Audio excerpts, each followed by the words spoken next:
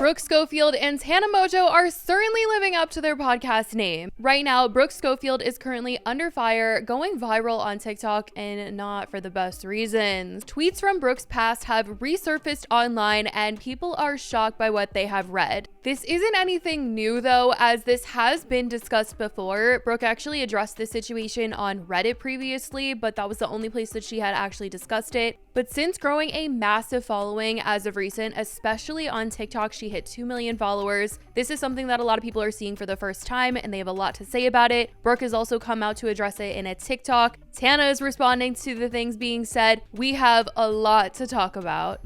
Old tweets from 2012 to 2015 have been going around from Brooke Schofield this week, and those seeing them for the first time have been shocked and disappointed by them. Brooke is currently 27, and these tweets range from when she was 15 to 18. Now, this has been something that was brought to light before, but because Brooke has just gone viral on TikTok following the viral story surrounding her ex-boyfriend Clinton Kane, she has a ton of new eyes on her with people who didn't necessarily know her past. One of her tweets revolved around the killing of Trayvon Martin. It's from 2013, and it's one of the most talked about tweets from her right now, which she says, "Guarantee if Zimmerman shot a white guy, this wouldn't even be a story. Newsflash, this wasn't a crime of racism, it was self-defense." She had actually addressed this at the time it was brought to light well over a year ago on Reddit. She posted a statement from the account that she uses on Reddit. It's not associated with her name, but she had said, "I hadn't seen the Zimmerman tweets when I wrote about bad jokes, and that obviously could never be dismissed as a bad joke. It was a horrible take that I probably wholeheartedly believed at the time. I was wrong.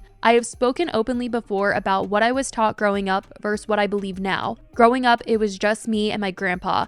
An 80-year-old conservative man who played Rush Limbaugh throughout the house all day. I didn't know anything about politics as a teenager, but I would listen to him and other people around me and piece together these opinions when I truly had no idea what I was talking about. I wanted to feel like I was in the know without doing any actual research. And as ashamed as I am to admit it, I didn't start to understand how wrong a lot of it was until I was an adult. Once I moved to LA and was fully on my own was when I finally started actively learning and began to form my own opinions. But I understand what a privilege it is to get all the way to adulthood without having to really learn or care about politics. Most people do not have that luxury. And while of course I am grateful to know what I know now, I wish I put in the effort sooner. I'm sorry about the tweets, and I'm sorry to everyone who is hurt or disappointed by them. I am too, and I will do better. I will address absolutely everything, especially if people are hurt by them. I have talked about it a few times before, how I look back on things I used to think were funny and normal jokes to make, and I'm just as disturbed as you are. I don't think it's normal. I don't think it's okay. Just because I was kidding or young, I think it's gross and horrible. I love you all, and I do take accountability. I hate when people say things like I didn't know better or anything along those lines, so I don't want to come across that way at all. But I truly thought I was anti-racist at the time. You can find tweets from the same time frame where I'm saying things like I don't care if you're cute and old, being racist is ugly, etc. I just thought I was being funny, and I absolutely wasn't. I know differently now, and I try to make that known the best I can. There are family members I haven't spoken to since 2020 when I realized where they stood during Black Lives Matter, and I have grown into myself and my own belief system outside of what I grew up around. I love you guys, and I'm sorry to anyone who was hurt reading those. It was never funny." So along with the Trayvon Martin tweet, there are several other tweets that are very offensive, they're very hurtful, and though she never directly addressed these tweets on Canceled by saying, these tweets have resurfaced, I want to apologize here on the podcast, she has talked about her past before. In a really old episode of Canceled, her and Tana were talking about tweets specifically, and she had said that things she had said 7 or so years ago are just not okay. I've definitely just tweeted awful things when I wasn't a happier, good person with a good sense of humor. Yeah, dude, when I would and I know 7 years ago, even I do not know that girl. I don't want to know what 100%. Was said on, you know what I mean? It's crazy how much can change. Especially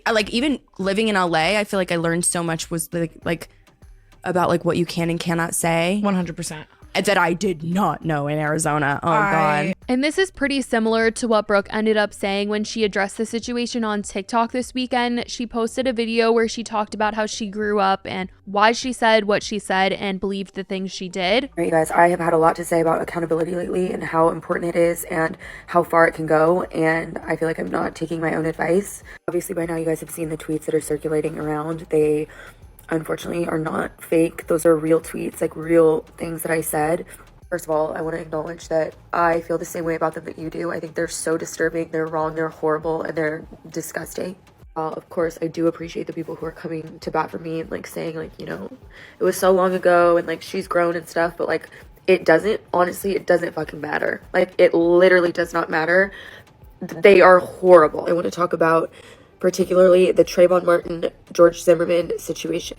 Try not to be so emotional because I don't want it to seem like it's like a sympathy thing at all. I also don't want to blame anybody else at all. And so I'm trying like to be really careful about that. I just want to explain like and give some context into like my mindset at the time, because I have seen like some comments today that are like, well, no, she's racist, like white nepo baby, like a little like spoiled brat, like, and that was not my situation. And my parents were addicts, so I was adopted by my grandparents when I was like 10, and I grew up with them from that point on. And as is true for a lot of grandparents, they're a little bit less progressive than a lot of us are now. And my grandma has dementia, so it was really just like me and my grandpa, and he is a very, very right-wing conservative man, okay? It was like my household was literally just Fox News all the time, Rush Limbaugh, like if you guys know who that is, like playing literally all day long through the house, and that was just like the only thing ever that I had been exposed to. A lot of you guys have also seen my mom's Twitter because she was responding back and forth about the Trayvon Martin situation, and I just should have known better. I know her, and I should have known that she's not somebody that I take any sort of political insight from at all. Again, sometimes you like have these people that you like put on a pedestal and you think everybody older than you is smarter than you and knows everything, and they do not. She admitted that she didn't know better, even though people felt like she was old enough to know better in regards to some of the things that she had tweeted. Truthfully, it took me a really long time. Like, I know some of the tweets I was like 18 and people are like, yeah, like she was old enough to know better. And like, honest to God, you guys, it wasn't until like even after college that I really started to like shift my way of thinking. And there are people in my life who I might have looked up to forever who I do not agree with. And I think it's amazing now that people are like learning earlier on about politics and like forming their own opinions outside of like what their parents think or what they're hearing or whatever it is. But that just wasn't the case for me. Whatever I heard, I passed on. She ends with an apology and that she doesn't think this way now, and says that she had been getting messages about her old tweets and that she thought bringing more attention to it would hurt more people, so she didn't say anything, but admitted that she should have said something sooner. I'm sorry. Very, very sorry to anybody who is hurt by the tweets, because obviously they are very hurtful. Like a lot of it is just like what, like why would I even say that? And I apologize for not having said something sooner. I just felt like I was getting these messages from people who like were hurt by them, and I felt like by bringing more attention to it, I was just going to be hurting more people, and that was not the right mindset. I should have said something sooner, and I would never let something go this far again. Like, I love you all so much, and obviously I know that there are some people who are just like not gonna care for me anymore, and like I understand that.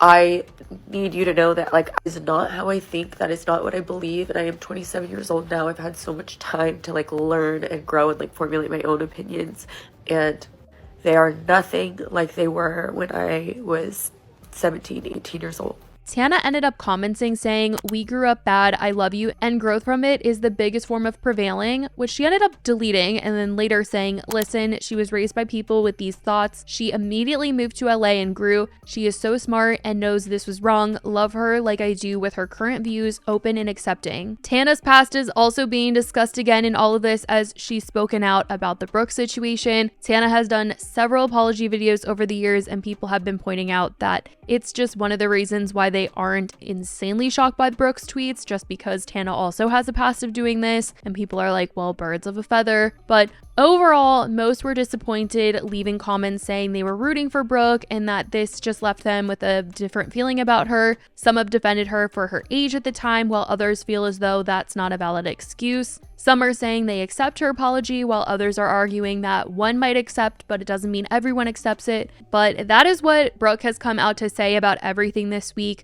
what has come out about her as well. Let me know what you guys think about all of this, if you knew about this prior to it coming out this weekend, or whether you're hearing it for the first time. But I love you guys so much, and I will talk to you in the next video. Bye, guys.